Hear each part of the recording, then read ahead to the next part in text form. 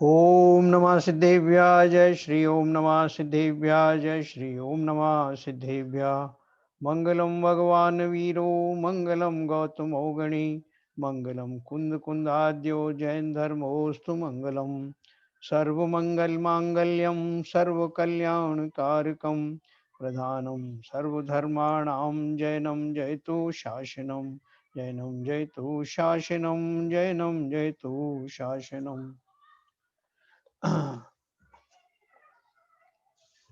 आज अपन सबसे पहले सम्यक दर्शन पढ़ने से पहले वो कल पदमचंद जी का एक क्वेश्चन था और उसको एड्रेस करेंगे। तो उन्होंने पूछा था कि अपन को सब मालूम है, अगर जिनको सब जान भी गए हैं कि क्या हो रहा है और फिर भी वो सब क्रियाएं करते हैं, उस तरह के आचरण करते हैं, तो कौन सा किस्म का दोष लगता है? यही प्रश्न था ना पदमचंद जी? अनम्यूट करिए।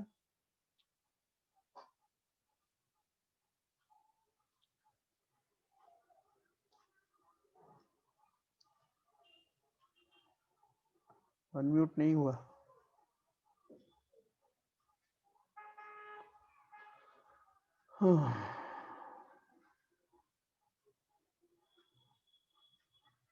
चलिए, बीच में जब वो पूछेंगे तो बताया जाए। या तो हाँ, वो म्यूट नहीं कर पा रहे हैं। Sorry sorry, okay okay. चलिए, मैं समझ गया, कोई बात नहीं। मैंने वो देखा कल का वीडियो फिर से, तो उसमें यही क्वेश्चन आपने पूछा था कि जीवों को जब सब कुछ जानते हुए भी वो जो करते हैं, आचरण में लाते हैं, उनको कौन सा दोष लगता है। तो देखो, दो तरह के जीव होते हैं। एक तो वो जो कि जानते ही नहीं है, तो वो अज्ञानी है। और एक है वो जानते हैं लेकिन फिर भी वो आचरण में नहीं ला पाते। तो इसका अर्थ ये नहीं है कि जो जो नहीं जानते हैं वो अच्छे हैं, कि जिससे तो हम अच्छे हैं, हमें कुछ करना नहीं पड़ेगा। उनको अज्ञान का दोष तो लगता ही है। अपन ने इसमें पीछे भी पढ़ा था ना, ये अज्ञान से लगने वाले जो दोष हैं, अपन ने पिछले पढ़े थे। तो ना जानने वाले को तो वो ज्ञान का उघाड़ है ही नहीं, और जो जानकर भी उस आचरण को नहीं करता, उनका चारित्र में दोष तो लगता ही लगता है। प्लस उन्होंने उस ज्ञान की अवज्ञा की, ज्ञान की जो है वैल्यू नहीं की, इसलिए उनके ज्ञानावरणी कर्म का बंध भी हो सकता है। तो इसलिए आचरण में लाना मतलब इस बात से भयभीत नहीं होना कि जानेंगे तो करना भी पड़ेगा।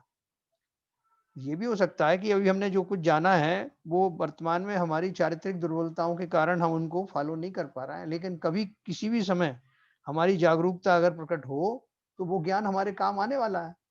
इसलिए उस अपेक्षा से वो अच्छा है। लेकिन जो जानकर भी करता है तो पब्लिक में भी लोग उसको यही बोलते हैं कि अरे आप तो इतने ज्ञानी थे, आपको तो ऐसा नहीं करना चाहिए था। तो वो जो उनकी आलोचना वगैरह होती, वो भी कई बार उनको सन्मार्ग पे ले आती है। इसलिए जानने में कोई हर्ज नहीं है। जान करके उसका आचरण जो है विधिवत जब हो जाए तब करें, लेकिन मन में अपना एक ऐसा अपराध बोध जरूर रखना चाहिए। चलिए अपन आगे चलते हैं। कल हमने ये पढ़ा था, सम्यक दर्शन का टॉपिक हमारा शुरू हुआ है। दर्शन का सामान्य भाषा में अर्थ देखना होता है, किंतु यहाँ मोक्ष मार्ग का प्रकरण होने से इसका अर्थ श्रद्धान से है। तत्वार्थ श्रद्धानम सम्यक दर्शनम, अर्थात तत्वों का यथार्थ श्रद्धान करना सम्यक दर्शन है। तो सब लोगों को पता होगा कि ये जो दर्शन शब्द है वो अलग अलग जगहों पे उसका अलग अलग मीनिंग है। जब हम वो अनंत दर्शन वाली बात करते हैं या जो दर्शन गुण की बात करते हैं, तो जैसे वो अनंत ज्ञान, अनंत दर्शन वगैरह है ना, तो वहां जो दर्शन शब्द है वहां उसका अर्थ है सामान्य अवलोकन करना ना।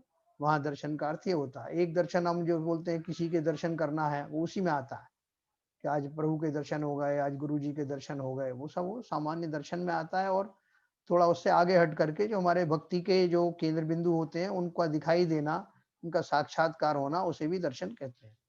लेकिन जब भी यहाँ सम्यक दर्शन की या सम्यक की बात आती है, तो उसका अर्थ क्या है कि मोक्ष मार्ग में श्रद्धान रखना, सच्चे देवशाद गुरु का श्रद्धान, तत्वों का श्रद्धान, श्रद्धा गुण की बात यहाँ आती है। तो अन्य शब्दों में देवशास्त्र गुरु के प्रति सच्चा विश्वास व जिनेन्द्र भगवान द्वारा कहे गए 7 तत्वों का यथार्थ श्रद्धान सम्यक दर्शन है। अभी सम्यक दर्शन के अपन ने जो सोपान पढ़े थे ना, तो वो सोपान का अर्थ ये नहीं है कि उसमें जैसे 4 दिए हैं तो एक पहली सीढ़ी वो है, दूसरी सीढ़ी पे दूसरा है। सोपान मतलब वो अलग अलग संदर्भों में लेकर के वो अलग अलग साधन है, अलग अलग से सीढ़ी है। सच्चे देवशास्त्र गुरु वो एक तरीका है, सच्चे देव गुरु का श्रद्धान करना या उसको उस पर सम्यक दर्शन, वो श्रद्धान कर लिया तो सम्यक दर्शन, व्यवहार सम्यक दर्शन हो गया। 7 तत्वों का श्रद्धान या स्वपर का यथार्थ श्रद्धान और आत्मानुभव रूप सम्यक आचरण। तो ऐसे ये 4 उन्होंने उसके जो सोपान बताए, मतलब वो साधन है, आप उनमें से कहीं से भी शुरू करेंगे तो आप वहीं पहुंचेंगे। जब सच्चे देवशास्त्र गुरु के प्रति यथार्थ श्रद्धा होगी तो उनके बताए 7 तत्वों पर भी श्रद्धा होगी, जैसे अपन कल बात कर रहे थे। फल स्वरूप स्व पर की भी श्रद्धा होगी। 7 तत्वों की श्रद्धा हो गई तो 7 तत्वों में मैं भी हूं ना, जीव तत्व, तो जीव तत्व आ गया। और आश्रव किसको होता है? मुझे ही होता है। बंद किसके होता है? मेरा ही होता है। और बंधों का रोकना जो है, संवर जिसे कहते हैं, वो मैं ही करूंगा। उसके बाद जो निर्जरा भी मैं ही करूंगा और मोक्ष भी मुझे ही जाना है। तो 7 तत्व ऐसे ही होते हैं और इसी पूर्वक, इसी प्रक्रिया पूर्वक ही मोक्ष जाया जाता है, उनमें पूर्ण आस्था के साथ। इसलिए और देव के साथ में ये होते ही हैं लक्षण, इसलिए देव को जानने से उसकी पुष्टि होती है, गुरु को जानने से उनकी पुष्टि होती है। गुरु तो वैसे डायरेक्ट उपदेश भी दे सकते हैं, शास्त्र हम पढ़ सकते हैं। तो देव सच्चे देवशास्त्र गुरु 7 तत्वों, स्वापर का यथार्थ श्रद्धान और आत्मानुभवन, ये 4 सोपान हैं। जब सच्चे देवशास्त्र गुरु के प्रति यथार्थ श्रद्धा होगी तो उनके बताए 7 तत्वों पर भी श्रद्धा होगी। फलस्वरूप स्वापर की भी श्रद्धा होगी। इससे आत्मा का ज्ञान होगा और उससे वीतरागता आएगी। जब वीतरागता आएगी तो सच्चे सुख की प्राप्ति भी सुनिश्चित है। वीतरागता से ही हमको सच्चा सुख मिलने वाला है। अब सम्यक दर्शन का महत्व क्या है ना? अब उसकी जितनी हम महत्व पढ़ेंगे उतना हमारे मन में जिज्ञासा होगी, उसको प्राप्त करने की हमारी इच्छा बढ़ेगी। सम्यक दर्शन का महत्व, मोक्ष मार्ग में सम्यक दर्शन का महत्व सबसे ऊंचा है। इसके बिना आगम का ज्ञान या चारित्र अर्थात व्रत तप आदि सब व्यर्थ हैं। यह धर्म रूपी पेड़ की जड़ है। जिस प्रकार बिना जड़ के पेड़ नहीं हो सकता है, उसी प्रकार बिना सम्यक दर्शन के धर्म कर्म कभी नहीं हो सकता है। इसी वजह से सम्यक दर्शन को मोक्ष महल की प्रथम सीढ़ी कहा गया है। जिस जीव को सम्यक दर्शन हो जाता है वह नारकी, त्रियंच, नपुंसक, स्त्री, नीचकुल, विकलत्रय, दरिद्री, भवनवासी, व्यंतर, ज्योतिषी देवों और सभी प्रकार की देवांगनाओं आदि पर्यायों में जन्म नहीं लेता। जब भी होगा वो पुरुष पर्याय में होगा, यदि मेल मेल में होगा। मतलब यदि किसी जीव ने पूर्व कर्मों के कारण 7वें नरक की आयु का बंध किया हो एवं तत्पश्चात उसे सम्यक दर्शन हो जावे तो वह पहले नरक तक ही जाता है ना? अपन ने कल वो उसकी राजा शनि की एग्जांपल पढ़ी थी ना, 7वें नरक का बंध किया था लेकिन बाद में उनको सम्यक दर्शन हो गया, क्षायिक सम्यक दर्शन। तो फिर उनको जो उनका नरक की जो पर्याय का जो बंध था वो 7 में से पहले नरक तक में रह गया और उसे कुछ भवों बाद मोक्ष की प्राप्ति हो सकती है। जिसे सम्यक दर्शन नहीं हुआ है उसे मोक्ष मिल ही नहीं सकता है। जैसे अपन अभव्य जीवों के बारे में पढ़ते हैं ना, तो अभव्य जीव को कभी भी सम्यक दर्शन नहीं होगा, इसलिए वो कभी मोक्ष जा नहीं सकते। ठीक है। सम्यक दर्शन चारों गतियों के संगी पंचेंद्रिय जीवों को हो सकता है। अपन ने चर्चा की थी, चारों गतियां जो है मनुष्य, देव, नारकी और त्रियंच, चारों गतियों में सम्यक दर्शन हो सकता है। क्योंकि ये चारों गतियों में पंचेंद्रिय जीव होते ना, मन वाले सैनी पंचेंद्रिय जीव भी होते हैं और उन्हीं को होता है।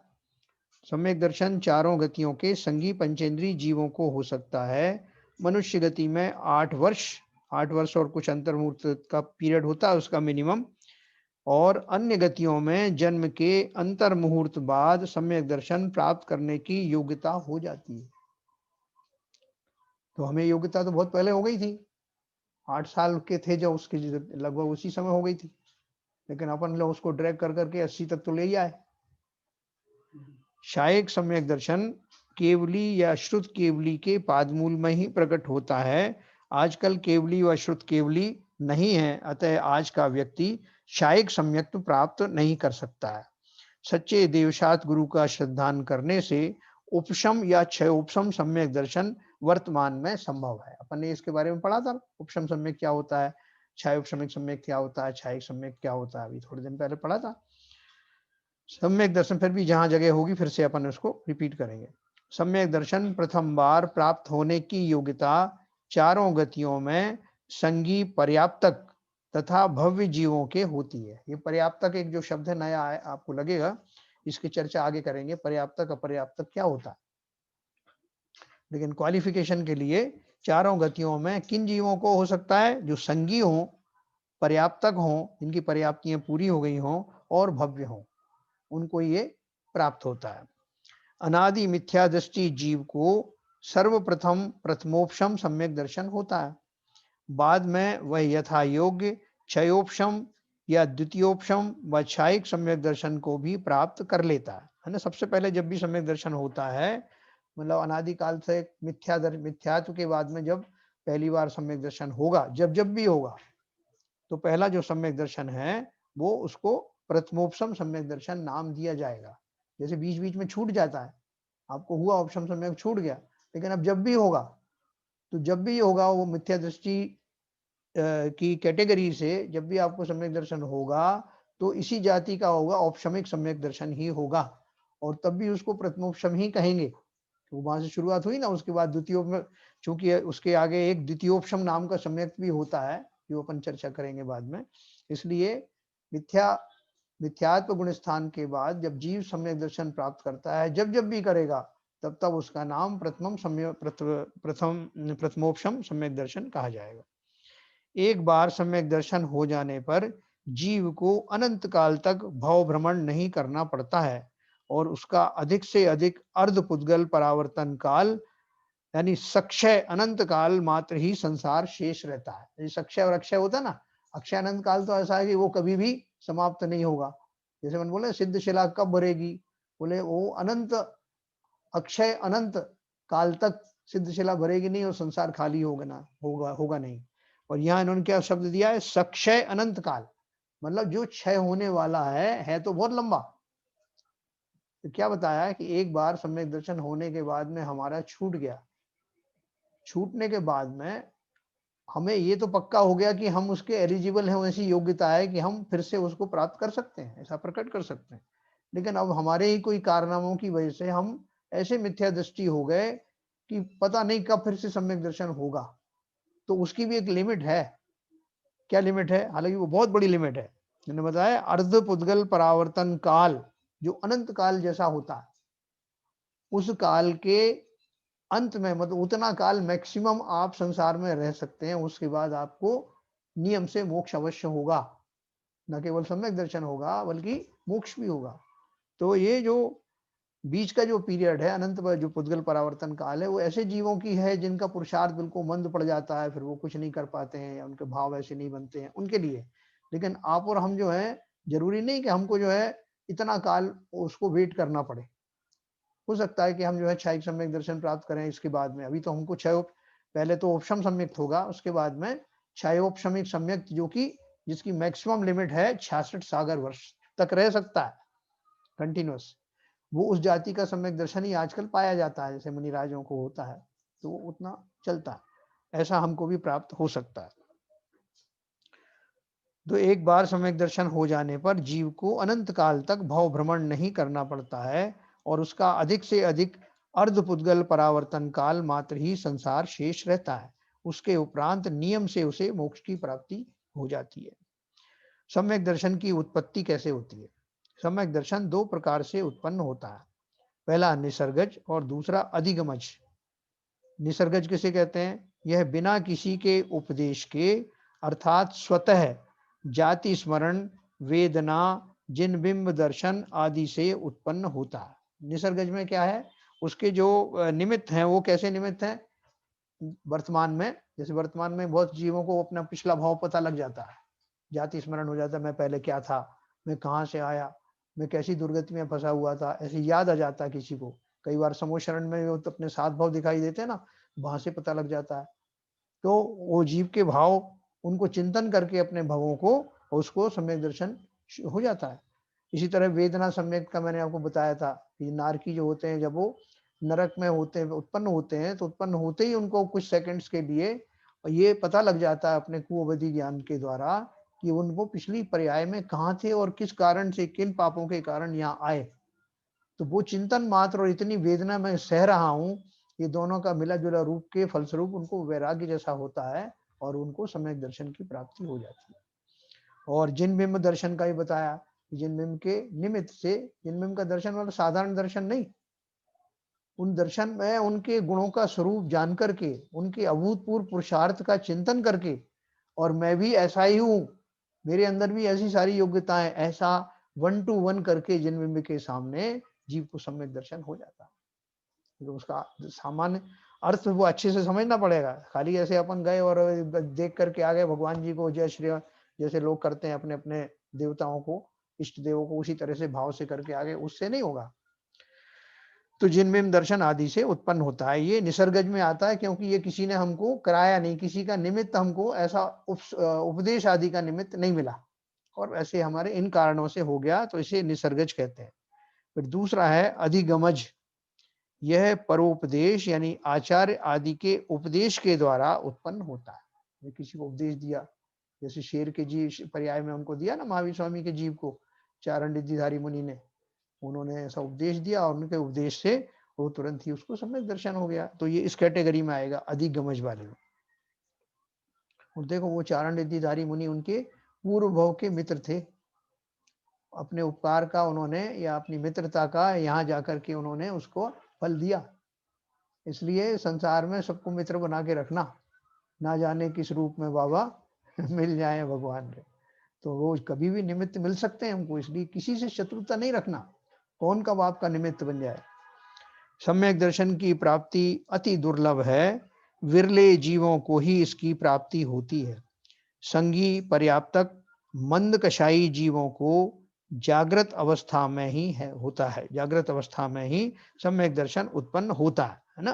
तो क्या क्या उन्होंने लगाया क्वालिफिकेशन, जो बाहरी क्वालिफिकेशन क्या है, संगी यानी सैनी पंचेंद्री जीव हो, पर्याप्तक हो, जिसकी सारी पर्याप्तियां पूरी हो गई हैं, सब इंद्रियां वगैरह सब उसकी जो है पूर्ण हो चुकी हैं, मंद कषाई हो, और जब होगा तो सोते हुए नहीं होगा, जागृत अवस्था में होगा, उसका उपयोग जब निज में लग रहा होगा तब सम्यक दर्शन होगा। ऐसे नहीं चलते फिरते उठते बैठते सोते कहीं भी कुछ भी कर रहे हैं हो जाएगा। इस हेतु 5 लब्धियों की आवश्यकता होती है। ये 5 लब्धियां कौन सी होती हैं, जो अपन इसमें भी आएगा, अपन अलग से भी पढ़ेंगे। 5 लब्धियों की आवश्यकता होती है। सबसे लास्ट की लब्धि होती है करण लब्धि। करण लब्धि के बिना सम्यक दर्शन की उत्पत्ति संभव नहीं है। लब्धियों का विवरण अपन पेज नंबर 338 पर पढ़ने वाले हैं। अब सम्यक दर्शन के भेद है ना, ये तो उत्पत्ति हमने पढ़ी, सम्यक दर्शन की उत्पत्ति 2 प्रकार से होती है। अब सम्यक दर्शन के भेद क्या है, देखो इसके बारे में बहुत चर्चा होती है। पहला है व्यवहार सम्यक दर्शन। षट द्रव्य, 7 तत्व, 9 पदार्थ, पंचास्तिकाय, सच्चे देवशास्त्र गुरु का, 25 दोष रहित यथार्थ श्रद्धान व्यवहार सम्यक दर्शन है। ठीक है, कौन कौन सी चीजें बताई, 6 द्रव्य, 7 तत्व, 9 पदार्थ, पंचास्तिका यानी 5 जो द्रव्य हैं जो बहुप्रदेशी हैं, उनके बारे में जानना, सच्चे देवशास्त्र गुरु का, 25 दोष रहित यथार्थ श्रद्धान व्यवहार सम्यक दर्शन है। ये 25 दोषों का विवरण अपन आगे पढ़ेंगे। तो पहला हो गया व्यवहार सम्यक दर्शन, दूसरा है निश्चय सम्यक दर्शन, अपनी आत्मा का यथार्थ श्रद्धान करना निश्चय सम्यक दर्शन। देखो पहले वाले में अपन ने क्या क्या पढ़ा, 6 द्रव्य, 7 तत्व, 9 पदार्थ वगैरह पढ़ा ना, और देवशास्त्र गुरु का, ये सब हमने पढ़ा व्यवहार में। और अब निश्चय में क्या आया, अपनी आत्मा का यथार्थ श्रद्धान करना निश्चय सम्यक दर्शन है। यहाँ भी जो आत्मा की बात आएगी वो निश्चय में आएगी, बाकी सब जो भेद आएंगे, जो उपचार आएगा, वो सब व्यवहार में। समस्त राग आदि और समस्त परद्रव्यों से भिन्न अपनी आत्मा ही उपादेय है। देखो ये अपन ने कई बार पहले भी पढ़ा, यहाँ तक कि जब मैं अपनी आत्मा का चिंतन करूंगा तो देवशास्त्र गुरु का जो निमित्त मैंने पहले लिया था, आलम्बन लिया था, वहां उनकी भी एंट्री नहीं निश्चय सम्यक दर्शन में, लेकिन अपने को आवश्यकता उनकी पड़ेगी निमित्त के रूप में। तो अपनी आत्मा का यथार्थ श्रद्धान करना निश्चय सम्यक दर्शन है। समस्त राग आदि और समस्त परद्रव्यों से भिन्न अपनी आत्मा ही उपादेय है, ऐसा श्रद्धान करना निश्चय सम्यक दर्शन में आता है। और अब देखो नीचे क्या दिया है, व्यवहार सम्यक दर्शन साधन है और निश्चय सम्यक दर्शन साध्य है। पहले व्यवहार सम्यक दर्शन होता है, तत्पश्चात निश्चय सम्यक दर्शन होता है ना। प्रारंभिक भूमिकाओं में हम जो आत्मा का डायरेक्ट तो अभी चिंतन कर नहीं सकते ना, क्योंकि आत्मा ना तो हमें दिखाई दे रही, ना हम उसका स्वरूप समझ पा रहे हैं। तो आत्मा जो हमें निश्चय का जो श्रद्धान है, वो आत्मिक श्रद्धान है ना, वहां तक पहुंचने के लिए, आत्मा का स्वरूप जानने के लिए हमको ये आलम्बन लेने पड़ते हैं, 6 द्रव्यों का, 7 तत्वों का, 9 पदार्थों का, देव शाद गुरु आदि का, ये हमको आलम्बन लेना पड़ता है। इसलिए वो व्यवहार सम्यक दर्शन पूर्वक ही निश्चय सम्यक दर्शन होता है। सम्यक दर्शन के 3 भेद। लेकिन क्या है कि हम उस व्यवहार सम्यक दर्शन को इसलिए अपना रहे हैं कि वो हमारे लिए साधन है। उतने से संतुष्ट हो गए तो साधनों में ही बैठ गए। जैसे किसी आदमी को पूजन करनी है, तो पूजन करने के लिए उसने थाली रखी, चौकी चौकी रखी, तो आसन बिछाया, थाली रखी, द्रव्य रख दिए और वो आ गया घर पे। बोला हो गई पूजन? बोले आपने तो कहा था कि पूजन करने के लिए ऐसा ऐसा करना पड़ता है, मैंने कर लिया। भैया वो तो साधन थे, अभी पूजन तो हुई नहीं। उसी प्रकार से अगर कोई व्यवहार रूप से इन सबको जानकर जाने, लेकिन आत्मा का स्वरूप ना जान करके उसका चिंतन आदि ना करे, तो उसको वास्तविक सम्यक दर्शन नहीं होगा। ये बहुत अच्छे से समझना आप लोग। तो अब सम्यक दर्शन के 3 भेद हैं। कर्मों के उपशम, क्षय और क्षयोपशम की दृष्टि से सम्यक दर्शन के 3 भेद होते हैं। पहला औपशमिक सम्यक दर्शन, क्षायिक सम्यक दर्शन और क्षयोपशमिक सम्यक दर्शन। ये अपन ने पेज नंबर 181 पर पढ़ा है ना। तो सब लोग उसमें देख लेना किताब में, और अपन बाद में भी अभी अपनी बहुत लंबी चर्चा चलेगी तो उसमें बीच बीच में अपन ये फिर से रिपीट करेंगे। सम्यक दर्शन 8 अंग सहित और 25 दोष रहित होता है। सम्यक दर्शन के 8 अंग होते हैं। इनमें से यदि एक अंग भी नहीं हो तो वह संसार परंपरा का नाश नहीं कर सकता है। जैसे किसी मंत्र में यदि एक अक्षर या मात्रा भी कम हो तो वह प्रभावशाली नहीं होता है। ये 8 अंग निम्नानुसार हैं। सम्यक दर्शन आपको हो गया है, वो कैसे पता लगेगा, उसके लक्षण क्या है? तो उन्होंने 8 अंग बताया कि इन अंगों का, जिसको भी सम्यक दर्शन होगा उसके ये 8 अंग, मतलब उसके ये 8 चीजें उसके अंदर में अवश्य ही प्रकट होंगी। कौन कौन सी हैं? पहला निशंकित। निशंकित का अर्थ क्या है? तत्व ऐसा ही है, इसमें शंका नहीं करना, वह निशंकित अंग है। जिनेंद्र भगवान के वचनों में शंका नहीं करनी चाहिए। इस अंग के प्रभाव से वह सप्त भय, यानी इस लोक का भय, परलोक का भय, मरण का भय, वेदना का भय, अरक्षा का भय, अगुप्ती का भय तथा आकस्मिक वाला भय, इन सबसे रहित होता है। किससे? सम्यक दृष्टि अगर हो गया तो ये उसका सबसे बड़ा लक्षण है कि उसको संसार में कहीं भी भय नहीं लगता। ना तो इस भाव का, इस भाव में अगर मैं मर गया तो क्या हो जाएगा, कोई मेरा कुछ नाश कर देगा तो क्या होगा, बिल्कुल नहीं। क्योंकि उसने अपने पर्याय जल पर्याय मात्र ही अपने को नहीं माना है ना, इसलिए पर्याय के छूटने का उसको जरा भी डर नहीं रहता, इसलिए वो निशंक रहता है। सबसे बड़ा डर तो मृत्यु का होता है ना, और भी बहुत सारे डर रहते हैं, इस लोक का, परलोक में कहीं मैं खोटी गतियों में ना चला जाऊं, या मरने का, या वेदना का। बोले साहब मरना तक तो ठीक है, मरने में तो पता ही नहीं चलता है कि कब मर गए, लेकिन अगर पूरे जीवन तड़प तड़प के मरे, पूरी वेदना बनी रहे, तो ऐसा मरने में तो और ज्यादा कष्ट है, लोग ऐसा मानते हैं। तो ऐसा वेदना का भय, अरक्षा का, कि मैं रक्षित नहीं हूँ, पता नहीं कब कौन आके क्या कर जाए, मेरी सुरक्षा की कोई गारंटी नहीं है, ऐसा अरक्षा का भय भी नहीं रहता। अगुप्ती का है कि मेरी जो है बातें सब कुछ जान लेंगे लोग बाग, हमें लोगों को पता लग जाएगा तो क्या होगा, कुछ ऐसा भी नहीं रहता, क्योंकि उसका आचरण खुली किताब की तरह होता है, उसको कोई भय नहीं लगता। जाने तो जाने, क्योंकि वो तो सच सद आचरण के ऊपर अभी आ गया है। और आकस्मिक, कोई आकस्मिक घटना ना हो जाए, ऐसा घटित ना हो जाए, कुछ एक्सीडेंट ना हो जाए, इस तरह के जो भय हैं वो भी उसको नहीं होते।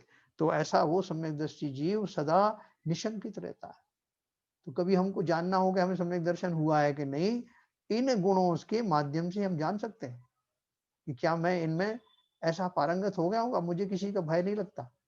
ये सबसे बड़ी पहचान है। और जिसे सम्यक दर्शन होता है वो अपनी पहचान कर लेता है।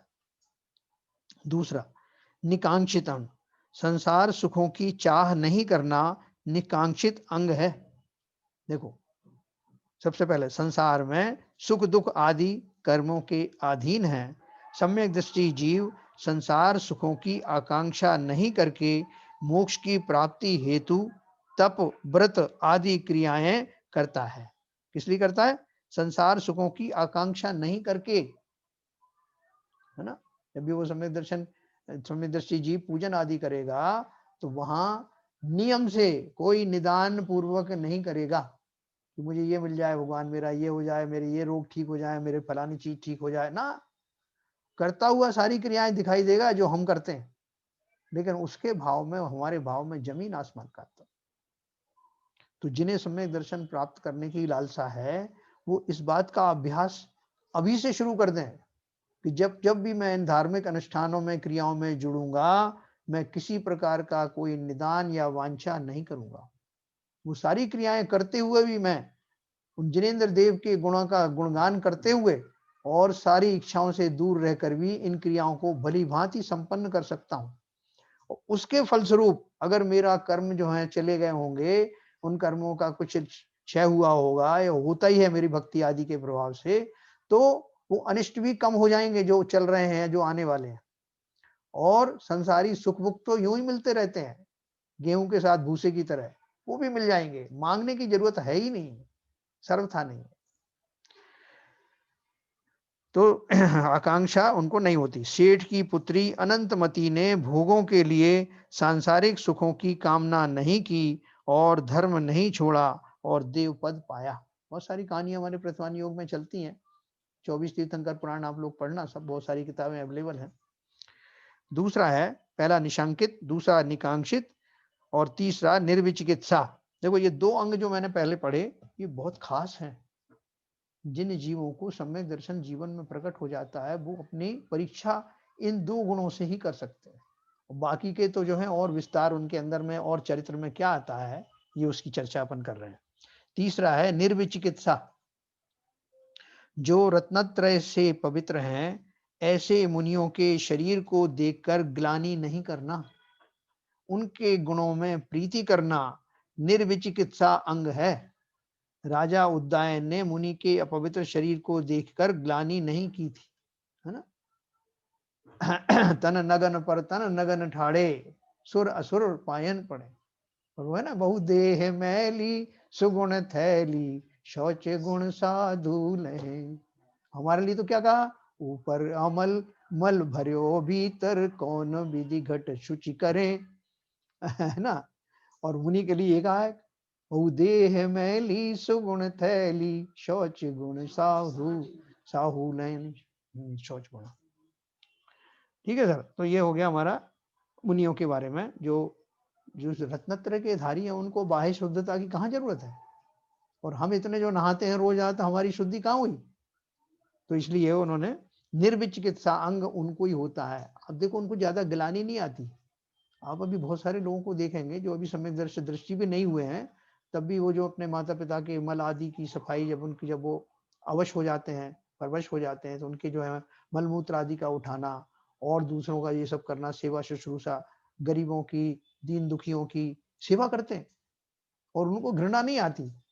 तो उनको घृणा जो है, एक कारण तो प्रोफेशनल भी हो सकता है जैसे नर्सेज वगैरह हैं, लेकिन दूसरा कारण जो है कि वो अगर वो जान जाए इस बात को कि ये मलमूत्र से तो भरा हुआ शरीर है ही, और ये उसकी, ये जो उसकी जो स्वभाव है, उन वस्तुओं का जो स्वभाव है वैसे ही है, उनमें क्या अच्छा बुरा करना, ऐसे भाव धारण करके उनको जो सांसारिक चीजों में जो उन्हें करना है उसमें उनको घृणा के भाव कम हो जाते हैं, ग्लानि कम आती। शरीर वैसे निकला है, उनका स्वरूप ही है इन वस्तुओं का, मल मूत्र और जो भी शरीर के जो पदार्थ हैं जिन्हें हम जो है वो अशुभ पदार्थ बोलते हैं, जिनसे हमें जो घृणा होती है, क्योंकि वो हमारे जो जो नो कषाय है ना, हम जो पढ़ते हैं हास्य अरति अरति आदि, उन सब में ये सब भी आता है, ग्लानि वगैरह भी आता है, जुगुप्सा आदि जो आती है। तो हमें अभी से प्रैक्टिस करना पड़ेगा। उनका स्वरूप वैसा ही है, संसार का कोई भी पदार्थ खराब नहीं होता। यहाँ तक कि जो विष्ठा है, मलमूत्र आदि हैं, वो भी किसी ना किसी के काम आता है। शुकर को पसंद होता है, उसके लिए तो बहुत अच्छा है। तो ऐसे पदार्थों को जान करके, देखो भेद विज्ञान का अर्थ ये भी है, ना कि सिर्फ शरीरों से मैं अलग हूँ और ये अलग, इनकी बात नहीं है। संसार के जितने पदार्थ हैं वो सब पदार्थ अपने अपने स्वरूप में विद्यमान हैं। उनसे क्या घृणा करना और क्या वो राग करना, ये राग और द्वेष ही है ना, घृणा जो है द्वेष है। तो इसलिए वस्तु के स्वरूप को सच्चा समझ करके, वस्तु स्वरूप विचार खुशी से सब दुख संकट सहा करे, इसमें ये सारी बातें समाहित हैं। अगर करना भी पड़ जाए, किसी की सेवा शुश्रूषा में करने पड़ जाए, कहीं कोई पड़ा भी हुआ है, कोई बेचारा कुष्ठ से पीड़ित है, गलित कुष्ठ हो गया है, अब आप वो उसको बदबू आ रही है तो आप दूर खड़े हो जाओगे। मुनि राजों को भी हुआ है। लेकिन जिन लोगों ने ये वस्तु स्वरूप जान लिया है वो इसमें घृणा वृणा भी नहीं करते। वस्तु का स्वरूप है ये, जो न जितने सारे जो तत्व हैं, जो वस्तु जिनसे बनती हैं, जो सब परमाणु हैं, वो सब प्रकृति में पाए जाते हैं। उनसे क्या घृणा करना, तो उसकी प्रैक्टिस करना। तो ये हो गया मुनि के पवित्र अपवित्र शरीर को देखकर ग्लानि नहीं करना, है ना। फिर चौथा है अमूढ़ दृष्टि। आपने इसकी कहानी नहीं पढ़ी होगी, है प्रद्युम्न कुमार की। प्रद्युम्न कुमार थे ना श्री कृष्ण जी के पुत्र, रुक्मणी के पुत्र। वो उनका पुत्र जो है शुरू से ही, उनके बचपन से ही उसका हरण कर लिया गया था, प्रद्युम्न कुमार का ना। आप लोगों ने कहानी नहीं पढ़ी, से शॉर्ट में बता रहा हूँ आपको। और वो हरण करके कहीं ले गए विद्याधर, उनका कहीं और पालन पोषण हुआ। लेकिन बाद में उनको मालूम पड़ा कि मेरे माता पिता कौन है। और उधर रुक्मणी को 16 साल का वियोग था उनके पूर्व कर्म के हिसाब से। उन्होंने जिनराज की जो प्रतिमा थी उसको पानी में डाल दिया था या कुछ किया था ऐसा। तो उनको 16 साल का जो है वियोग हुआ था जन्म से। तो उधर 16 साल का इनका वियोग हुआ, उधर उनका पालन पोषण कहीं और हुआ। और उन्होंने मुनिराज से पूछा कि जब मेरा पुत्र मुझे मिलेगा तो मैं कैसे पहचानूंगी और क्या लक्षण होंगे। तो उन्होंने लक्षण बताए। उन्होंने बोला कि जब वो आएगा तो तुम्हारे यहाँ जो बाहर आंगन में जो बड़ा सा पेड़ है जो सूख रहा है, वो हरा भरा हो जाएगा और चारों तरफ ये सुगंधित हो जाएगा। ये बहुत सारे उन्होंने लक्षण बताए। तो सारे लक्षण उन्होंने सुन लिए और ध्यान से। तो रुक्मणी भी जो है वो ये थी, सम्यक दृष्टि थी। और न केवल सम्यक दृष्टि थी उनकी, जो है उनका मुनि आदि के प्रति अनन्य भक्ति थी उनकी। तो जब 16 साल पूरे हुए और जब उनके लक्षण उन्हें दिखाई देने लगे लेकिन बेटा नहीं दिखाई दे रहा, तो बड़ी चकित रह गई कि क्या बात है कि मुझे लक्षण पूरे दिख रहे हैं लेकिन वो बेटा तो दिख ही नहीं रहा। उसी समय एक जो है क्षुल्लक जी का प्रवेश हुआ महलों में। और वो क्षुल्लक जी जो कौन थे, उन्होंने अपने बहुत सारी विद्याएं उनके पास थी प्रद्युम्न कुमार के पास। तो एक विद्या से उन्होंने अपने आप को क्षुल्लक बना लिया और बना करके और उनको वो लेने के लिए आए आहार। और रुक्मणी, और वो फिर कैसे बन करके आए, उनके शरीर से ही बहुत बदबू आ रही। फिर उन्होंने जो भक्ति पूर्वक उनको आहार दिया। तो आहार उन्होंने ऐसे किया कि महलों में जितना भी भोजन था सब खाते चले गए, वो सब खत्म हो गया। और फिर एकदम गुस्सा दिखाया कि क्या माता तुम हमारा जो इंतजाम भी नहीं कर सकती बराबर आहार का। और कह के उन्होंने वॉमिटिंग कर दी और जितना खाया था वो सारा निकाल दिया उस सामने। वो कितनी बदबू, ऐसा आता है शास्त्रों में। लेकिन कमाल है उन रुक्मणी का कि उसको जरा भी उसके अंदर, उनके अंदर में ग्लानि का भाव नहीं आया। कि एक तो वैसे ही नहीं आता सम्यक दृष्टि होने के नाते, और दूसरा फिर साधु पुरुष संयमी व्यक्ति के सामने कैसे आ जाएगा। तो उन्होंने बिल्कुल नहीं किया। बाद में और भी बहुत सारे उन्होंने तरह की विद्याओं से उनको दिखाया करा और फिर अपना रूप दिखाया कि मैं कौन हूं। तो कह रही थी कि लक्षण तो मुझे पता लग ही रहे थे कि मेरा पुत्र आया है। इस तरह से ये अपना एग्जाम्पल आता है इसमें कहानियों में। तो कोई भी किसी भी दशा में, वर्तमान दशा में भी अगर हमें बहुत ग्लानि आती है, घृणा आती है, तो ये लक्षण अच्छा नहीं। धीरे धीरे करके हमें इसमें सुधार करना चाहिए। तो ये हो गया हमारा निर्विचिकित्सा अंग। 34 है अमूढ़ दृष्टि। अमूढ़ता का अर्थ मूढ़ता का नहीं होना, अर्थात यथार्थ दृष्टि रखना है। अनेक प्रकार के मत मतांतरों में सत्य असत्य का निर्णय करना अमूढ़ दृष्टि अंग है ना। अमूढ़ता में मतलब उसमें किसी तरह का कंफ्यूजन नहीं होता, वो बिल्कुल उसमें पक्का रहता है अपने श्रद्धान में। सच्चे देवशास्त्र गुरु के सिद्धांतों के प्रति यथार्थ दृष्टिकोण रखना और मिथ्या मार्ग या मिथ्या मार्ग पर चलने वालों से संपर्क नहीं कर रखना, उनकी प्रशंसा नहीं करना व उन्हें सम्मति नहीं देना इसी अंग में आता है ना। देखो इसमें एक और बात क्या है कि कई बार ऐसी चीजें आती हैं जो हमको हजम नहीं होती। शास्त्रों में कोई बात निकली, कोई सिद्धांत में कोई बात आई तो अपन को लगता है कि यार ये ऐसा कैसे हो रहा है। तो हम साधारण तौर पर तो हमें शंका आ जाती कि या तो ये मिसप्रिंट हुआ है या कुछ गलत हुआ है, ये ऐसा तो नहीं हो सकता सिद्धांत। लेकिन जो वास्तविक जो ज्ञानी होते हैं, सम्यक दृष्टि होते हैं, दृढ़ श्रद्धानी होते हैं, वो सोच लेते हैं कि ये प्राचीन ग्रंथों में, मूल ग्रंथों में लिखा हुआ ये गलत तो हो नहीं सकता, मेरे ही समझने में कहीं कुछ कमी रह गई, ऐसा मान करके उसमें ऐसी इतनी शंका तो करता है उसको जानने की जिज्ञासा रूप, लेकिन शंका ऐसी नहीं करता कि ये सब गलत है। ऐसा दृढ़ श्रद्धा नहीं है, अमूढ़ दृष्टि में आता है। और दूसरा एक और बताया उन्होंने, यथार्थ दृष्टिकोण रखना और मिथ्या मार्ग या मिथ्या मार्ग पर चलने वालों से संपर्क नहीं रखना। संपर्क नहीं रखना का अर्थ क्या है?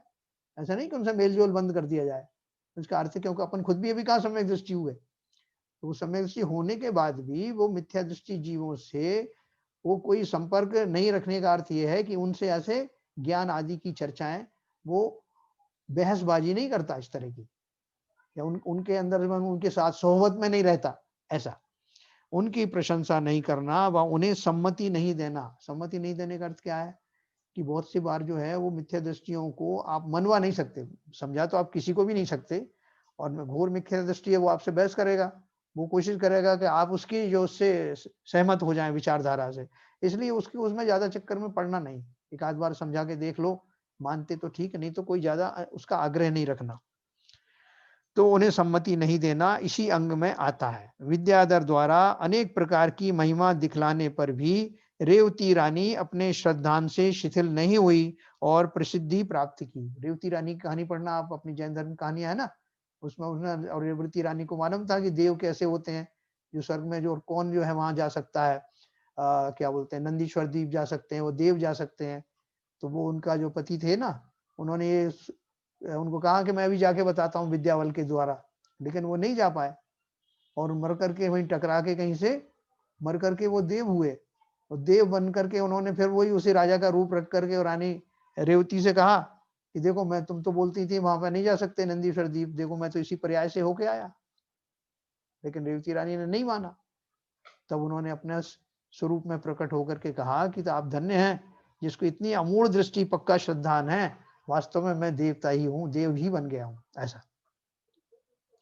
तो अमूढ़ दृष्टि वाला ऐसा पक्का दृढ़ रहता है सम्यक दृष्टि। फिर उपगूहन, 5वें नंबर पे उपगूहन, मोक्ष मार्ग पर चलने वाले साधक के द्वारा अज्ञानता या असावधानी वश कोई गलती हो जावे तो उसे ढक लेना, अर्थात प्रकट नहीं कर होने देना उपगूहन अंग है। ब्रह्मचारी का रूप धारण करने वाले चोर के दोष को जिनेन्द्र भक्त सेठ ने छिपाया ताकि ब्रह्मचारी पद की निंदा नहीं हो। कितनी बड़ी बात है ना। उपगुहन में जो मोक्ष मार्ग में हमारे कोई साधारण भी वाइस चल रहे हैं, उनसे कुछ गलती हो जाए तो उसका ढिंड है, तो उसको उसका ढिंडोरा नहीं पीटना, सब पब्लिक को बताने की कोशिश मत करना, बल्कि उसको दबाने की कोशिश करना। दबाने की कोशिश का अर्थ क्या है कि मतलब मैं उससे मेरे धर्म में जो है कि प्रभावना में दोष लगता है ना, इसलिए उसको दोष को उजागर नहीं करना। अपन को मालूम पड़ गया ठीक है, अपन एकांत में उसको समझाओ, तरीके से कुछ करो, लेकिन ये नहीं कि आप सब में उसको पब्लिसिटी करो। तो इसलिए उन्होंने लिखा, जैसे वो एक सेठ जी थे ना, उन्होंने किसी को ब्रह्मचारी के रूप में कोई आदमी व्यक्ति आया, उसको उन्होंने मंदिर की सेवा का काम सौंप दिया था, और उसी ब्रह्मचारी के वेश में, वो तो कोई चोर था, उसने जो है वो कुछ मूर्तियां वगैरह चुरा ली, कुछ कर लिया, और वो कोतवाल को मालूम पड़ा, तो कोतवाल ने उसको उनको पकड़ा और सेठ जी से कहा कि सेठ जी ये चोर पकड़ा गया है, ये आपकी जो ये सब सेवा में रखा हुआ था। और सेठ जी तुरंत समझ गए कि अगर मैं इसको चोर मानता हूं तो ब्रह्मचारी पद पे था ना ये, धारण करके भले ही गलत भेष धारण के उसकी निंदा होगी, कोई सोच सकता है कि कोई भी ब्रह्मचारी ऐसा कर सकता है। तो सेठ जी ने कहा नहीं साहब, ये तो इसने चुराई वुराई नहीं है, ये तो मैंने इनको इसको कहा था कि इसको अच्छी तरह से रगड़ के साफ करके लेके आओ, तो ये लेके जा रहा था, ऐसा। तो इस तरह की ऊंची विचारधारा वाला सम्यक दृष्टि ही हो सकता है। हम और आप तो तुरंत प्रभाव से 50 लोगों को बता देंगे। ऐसी मुनियों में भी कहीं कुछ आपको दोष मालूम पड़े, आजकल बहुत मालूम पड़ता है, तब भी हमें पूरी संसार में उनकी जो है बदनामी ना हो, मुनि पद की बदनामी ना हो, इस बात का ध्यान रखते हुए उसको यथायोग्य गुप्त रखना, उसकी पब्लिसिटी नहीं करना, छटकारे ले लेकर के इधर उधर बताना सब जगह, अरे साहब आपको पता नहीं है ये हुआ, ठीक है। वहाँ के जो लोकल समाज के लोग हैं उनका फर्ज बनता है कि वो तरीके से उस पर एक्शन लें, उनको समझाएं बुझाएं, या जो भी करना है लोकल लेवल पर। बाकी उसकी ज्यादा पब्लिसिटी करने से अपनी निंदा होती। तो चाहे वो मुनि की बात हो, चाहे साधर्मी भाइयों की बात हो, ये गुण बहुत कार्यकारी है ना। तो ये उपगुहन अंग कहलाता। छठवां गुण है स्थितिकरण।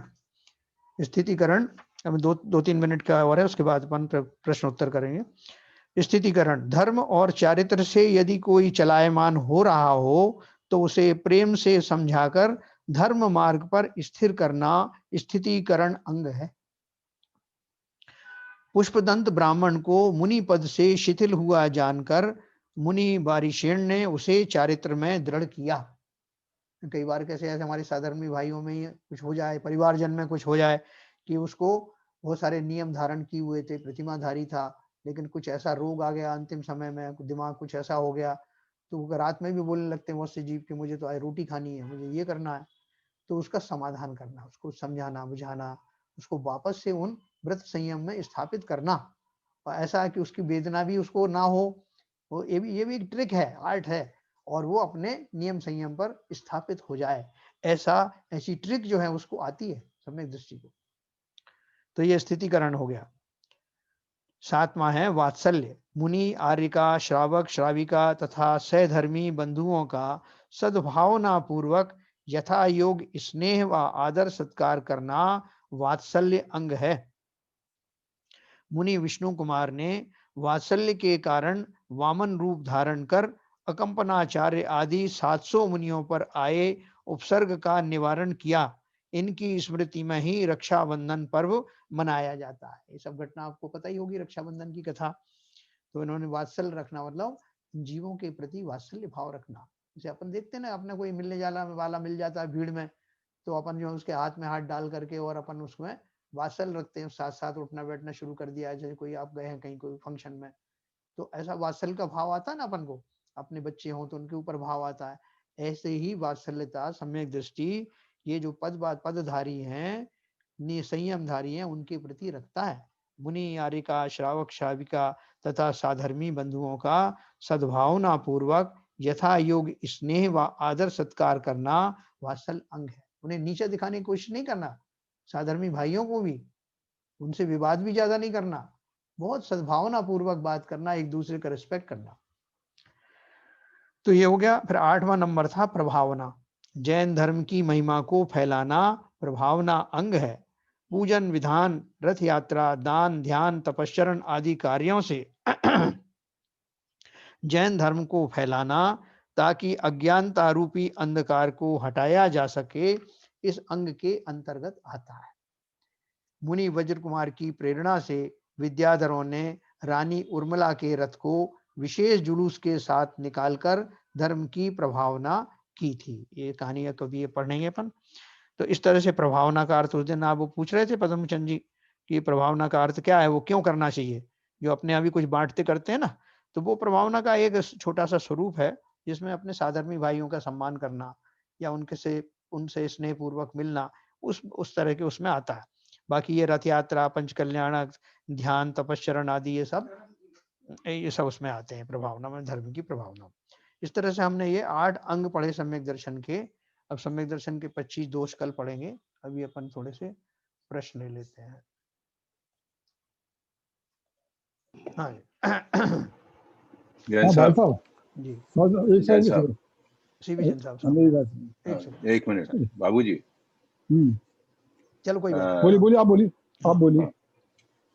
जैन साहब आपने अभी बोला सम्यकदर्शी जीव नरक में नहीं जाएगा, जो आपने सारी श्रेणियां दी जी, और मगर आपने ये भी बताया कि नारकी जीव भी सम्यकदर्शी बन सकता है। यस, इसके बारे में थोड़ा स्पष्टता देंगे? हाँ, देखो ऐसा है, अभी मान लीजिए कि आपको सम्यक दर्शन हो गया, इसी वक्त हो गया, और पहले से आपने कोई दुर्गति का आयु का बंद नहीं किया है ना। हमारी आयु बंद होती है ना, अभी अगली जो आयु बंद होनी है, तो अगली आयु का बंद अभी मान लो हमारा नहीं हुआ, वो समय नहीं आया, वो पॉइंट्स नहीं आए हैं, और इससे उसके पहले ही मैंने जो है सम्यक दर्शन धारण कर लिया। अब मेरी जो आयु बंद होगी उसमें ये सब क्वालिफाई होगा। मैं ना तो स्त्री बनूंगा, ना पशु बनूंगा, ना नरक में जाऊंगा, ना इस तरह का कोई खोटी गतियों में नहीं जाऊंगा जी, ठीक है। लेकिन अगर मैंने पहले से बंद कर लिया, जैसे राजा सैनिक थे ना, तो राजा सैनिक ने पहले से नरक का बंद कर लिया था, तो उनको मुनि को उन्होंने वो डाला था ना, सर्प आदि डाला था, सर्प डाला जी, और बहुत सारी चीजें रही होंगी, तो वो उनका जो नरक बंद पहले ही हो गया। अभी अगले जन्म की आयु उनकी जो है वो वैसी बन गई थी, मतलब पहले ही बन गई थी। तो उसके बाद सम्यक दर्शन हुआ, तो वो जो सम्यक दर्शन के जो क्वालिफिकेशन है वो अभी लागू नहीं होंगे। अच्छा, क्योंकि वो आयु पहले बन गई थी उनकी, तो उसमें कंडीशन ये है। लेकिन अब उनको जब सम्यक दर्शन की वाली पर्याय मिलेगी, उसके बाद उनका जो मरण होगा उसमें ये फिर क्वालिफिकेशन ये सब पूरे होंगे। अच्छा, दूसरा प्रश्न था हाँ जी, ये व्यवहार सम्यक दर्शन और निश्चय सम्यक दर्शन के बारे में जी। तो व्यवहार सम्यक दर्शन में सट द्रव्य, सात तत्व, 9 पदार्थ, इन सबका पूरा श्रद्धान हो जाता है जी हाँ। तो जब उसमें होता है सट द्रव्य और द्रव्य में, तो सात तत्व में अपनी जीव की आत्मा भी आती है, बिल्कुल आती है। तो उसका जब श्रद्धान हो गया हाँ, तो अगर फिर आगे आप कह रहे हैं कि निश्चय सम्यक दर्शन में फिर उसी आत्मा का श्रद्धान होना, हाँ वहाँ क्या है कि उसमें फर्क क्या है कि यहाँ तो आपने, यही पूछना चाहता था जी, मैं बताता हूँ। देखो यहाँ जो आत्मा के बारे में पढ़ेंगे तो अपन उसको उसका एक प्रारंभिक एलिमेंट्री रूप में अपन पढ़ेंगे। जो व्यवहार सम्यक दर्शन है उसमें एलिमेंट्री रूप से, जैसे 6 द्रव्य हैं, 6 द्रव्य में जीव द्रव्य भी एक है, जीव के लक्षणों के बारे में हम जानेंगे कि क्या हो रहा, कैसा होता है जीव में, क्या क्या होता है, जीव कहाँ पाए जाते हैं।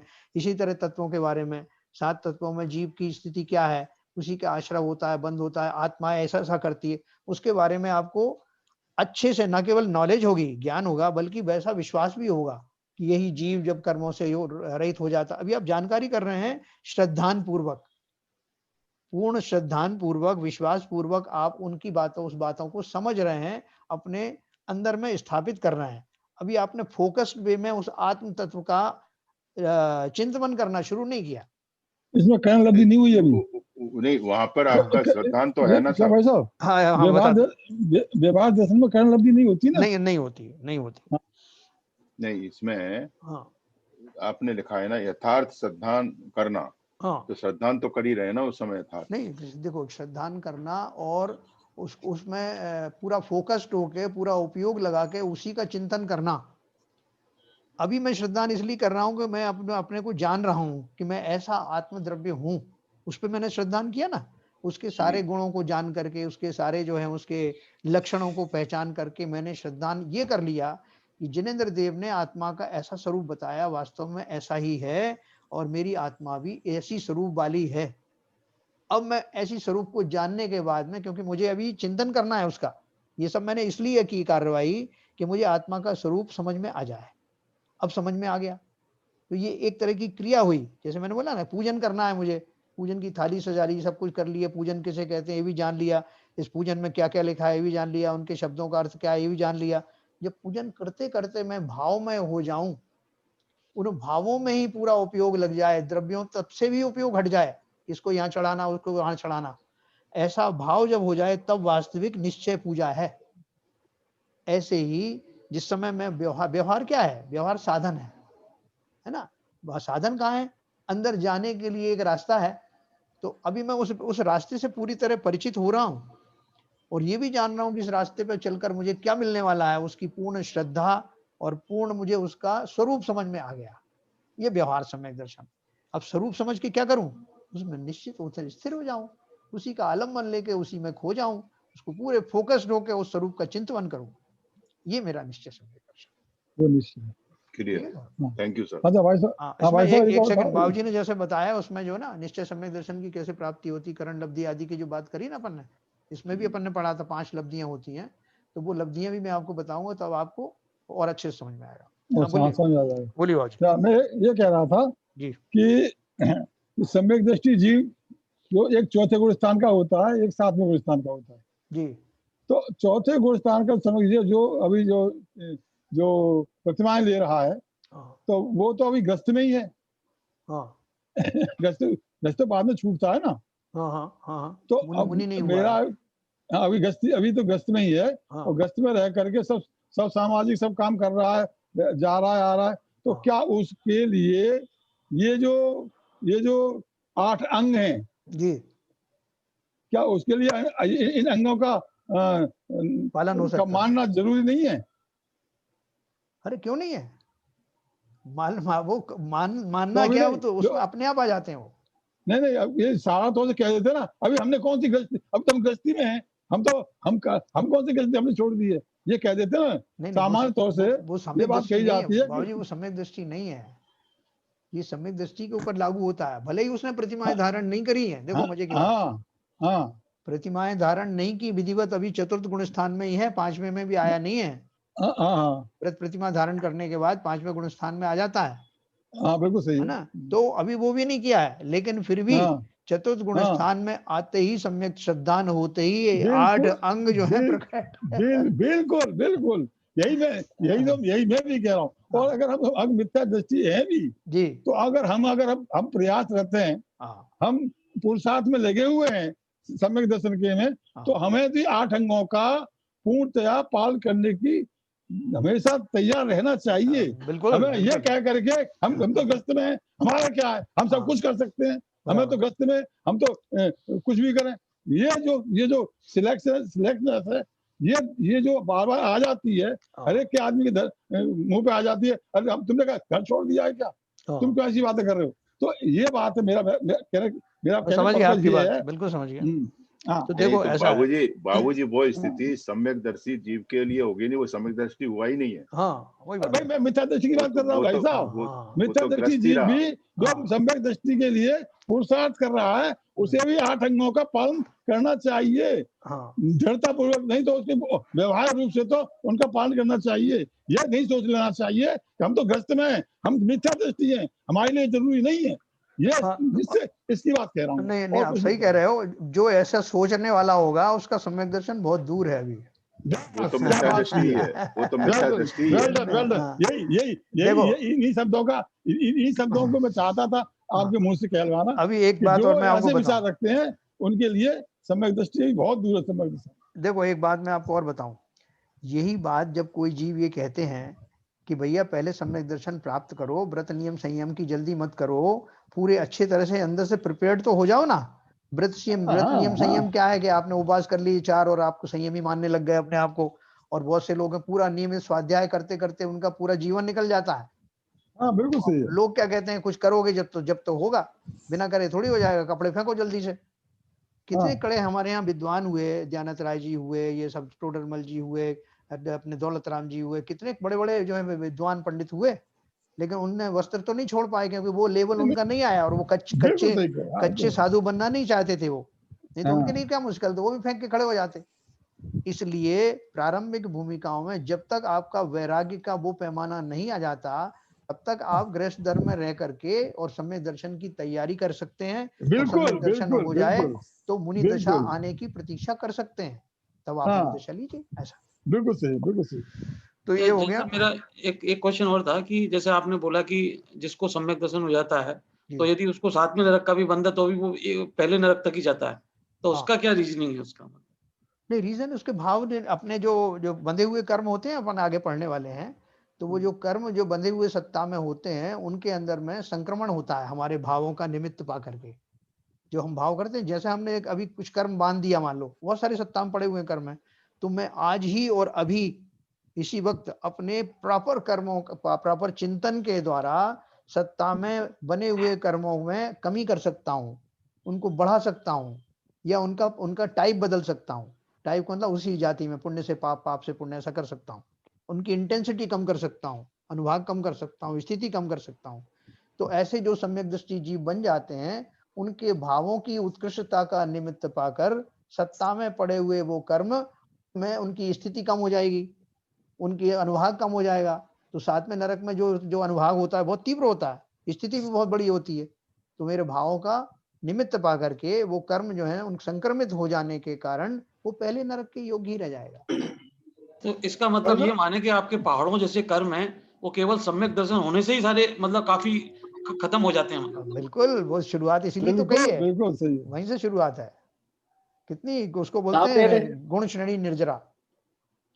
नहीं भाई साहब ये कह सकते हैं ना, गति अलग मिलती है, गति अलग चीज है, और कर्म और जो नरक मिलता है, नरक की श्रेणी जो मिलती है वो कर्मों के आधार पर मिलती है, और गति नरक की बन गई, और कर्म आगे आपके अगर कर्म ज्यादा स्थिति अनुभव बहुत ज्यादा है तो चौथा नरक, छठा नरक, पांचवा नरक मिलेगा। और अगर आपको सम्यक दर्शन हो चुका है तो ये सब कर्म जो संक्रमण हो करके पहले उसमें आ जाएंगे। ठीक ना? संजय जी कुछ पूछ रहे थे? हाँ साहब, एक्चुअली मेरा सौभाग्य था, मैं सलामत में पढ़ता था, तो मेरे साथ के 2 महाराज जी हैं, मेरे साथ में फर्स्ट ईयर सेकंड ईयर पढ़े हैं। अच्छा। प्रबोध सागर जी महाराज जी जी, और प्रशस्ति सागर जी मतलब उस समय जूनियर थे, मतलब कॉलेज में पढ़े। तो मतलब ऐसा जिसे आप पढ़ रहे हैं, समझ रहे हैं, जैसे आपके साथ में रहे, ऐसा कभी एहसास नहीं हुआ साथ में रह के उनके। हम 1.5-2 साल साथ में थे, उस समय पूर्णमती माता जी का संग आया हुआ था सनावद में। अच्छा। तो साथ में रह के जैसे मैंने जिंदगी में पहली बार उनके साथ उपवास किए, अधिकतर धर्मशाला मेरे साथ में रहता था मैं। लेकिन जैसे हम लोग इतना डेप्थ में जैसे पढ़ रहे हैं, ऐसे कभी उनसे डिस्कस होता था, बातचीत होती थी ऐसे कि जीवन में क्या करना है, मतलब ऐसे करके। लेकिन इस टाइप से कभी मतलब चर्चा वगैरह उनके साथ कभी नहीं हुई ऐसे। और उनके मुंह में अचानक ऐसे इस टाइप से आया कि मतलब लेना ब्रह्मचारी मतलब निकल गए साथ में वो।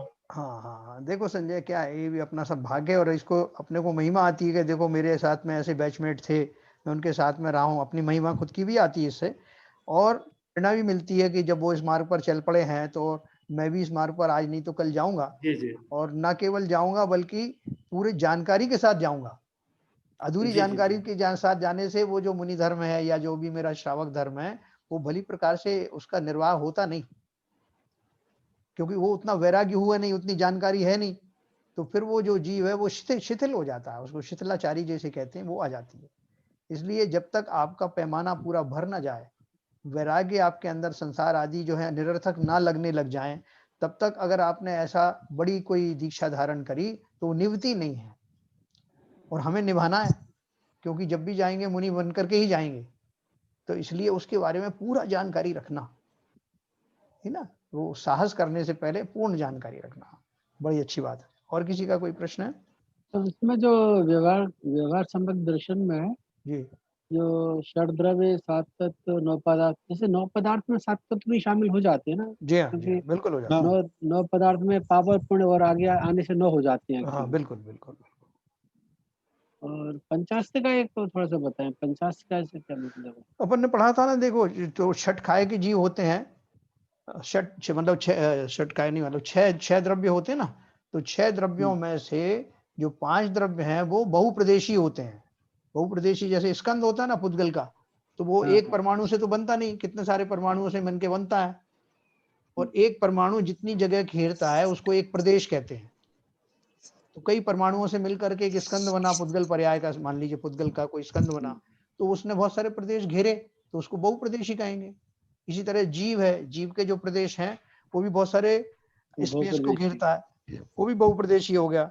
इस तरह धर्म जो है, अधर्म द्रव्य पूरे आकाश के लोकाकाश के जितने असंख्यात प्रदेश हैं उन सबको ये द्रव्य भी घेरते हैं, चाहे वो धर्म द्रव्य हो अधर्म द्रव्य हो। सिर्फ एक काल द्रव्य ऐसा है जो एक काल द्रव्य एक ही प्रदेश में रहता है, तो वो बहुप्रदेशी नहीं हुआ। काय शब्द का अर्थ है प्रदेश, बहुप्रदेशी होना। अपन ने पढ़ा था ना अभी अस्तिकाय, जो कि अभी देखो ये पेज नंबर आपके इसके ऊपर है।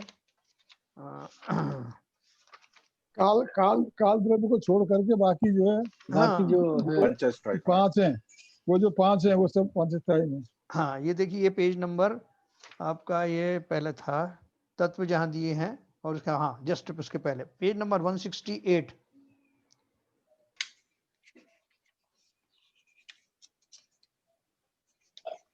अस्तिकाय दिया है ना 168 पर, सबसे ऊपर टॉप पे ही लिखा है। अस्थि का अर्थ है और काय का अर्थ है शरीर। यद्यपि सामान्य भाषा में चमड़ी हड्डी आदि के शरीर को काय कहते हैं, लेकिन यहाँ एक प्रदेश यानी एक अणु द्वारा घेरे जाने वाला स्थान से अधिक प्रदेश वाले पदार्थों को काय कहा गया है। जैसे शरीर बहुप्रदेशीय है, वैसे ही काल द्रव्य के अतिरिक्त शेष 5 द्रव्य भी बहुप्रदेशी हैं। अर्थात इन पांचों द्रव्यों में एक से अधिक प्रदेश होते हैं और जो द्रव्य सत्ता रूप होकर बहुप्रदेशी हो वह अस्थिकाय है। इसलिए इन पांचों द्रव्यों को अस्थिकाय कहते हैं। ठीक है सर? नीचे भी दिया हुआ है पंचस्तिकाय का। हाँ, उसके नीचे भी दिया है। जीव, पुद्गल, धर्म, अधर्म, आकाश 5 अस्तिकाय हैं, नहीं पंचस्तिकाय कहते हैं। ठीक है सर? एक्चुअली इन्हीं एक ही चीजों को बार में अलग अलग क्यों लिखा है इन्होंने? षड द्रव्य, सात तत्व, 9 पदार्थ, पंचस्तिकाय। यही आते रहेंगे, ये तो ये आखिर तक यही रहते। ये यही जैन धर्म में षड द्रव्य में पंचस्तिकाय शामिल हो ही गए। हाँ, देखो ये उन्होंने अलग, आप हर दृष्टि से आप इन पे दृष्टि रखते रहे। ये 6 द्रव्य 7 तत्व, यही तो पूरी जैन धर्म का दर्शन है। दर्शन ही यही है। आप घूम घाम के सब तरफ से कहीं फंस ना जाओ, इसलिए आगाह करते हैं कि इन्हीं के चारों तरफ आप चक्कर काटते रहो। किसी ने पूछा कि जो रामायण है वो शॉर्ट में रामायण बताओ, तो उन्होंने बताया एक था राम, एक थे रावन्ना, इनने इनकी पत्नी हरी, उनने उनकी मौत करी, इतनी सी बात के बातन्ना, और तुलसी ने रच दिया पोथन्ना। बस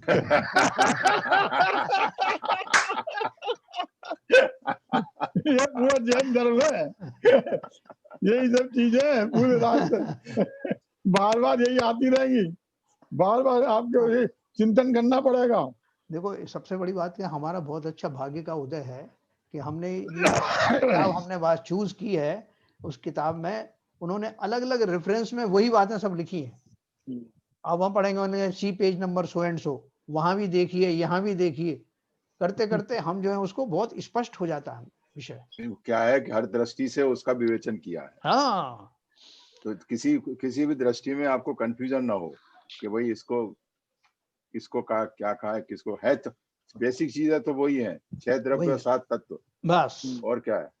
तो देखो आज हमने जो पढ़ा सम्यक दर्शन के बारे में, काफी इम्पोर्टेंट जिनमें जो हमने चीजें पढ़ी हैं बहुत महत्वपूर्ण थी वो सारी।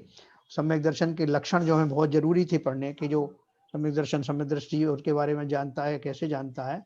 कल हम पढ़ेंगे सम्यक दर्शन में 25 दोष कौन से होते हैं, जिन दोषों के कारण जो है वो सम्यक दर्शन फिर सम्यक दर्शन जैसा नहीं रहता। तो वो उनके 8 दोष उसके जो विपरीत होंगे ना, वो भी अपन पढ़ेंगे, अस्थि से नास्ति से दोनों तरह से। ठीक है ना? अभी समय हो गया तो जिनवाणी स्तुति करते हैं।